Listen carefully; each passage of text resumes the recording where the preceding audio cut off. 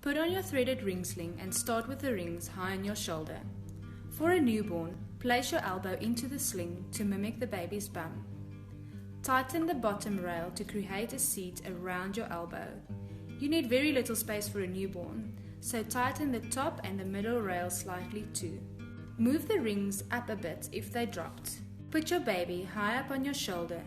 With the opposite hand, go under the fabric and grab both legs, the other hand supporting the baby. Tilt the baby's hips and take the legs up into the M or the froggy position to create a deep seat. Pull the fabric over your baby's back and up to the neck. Tighten the sling where needed and cap the fabric over your shoulder. Check that the baby has a deep seat, is close enough to kiss, and that the face and airways are open and within view.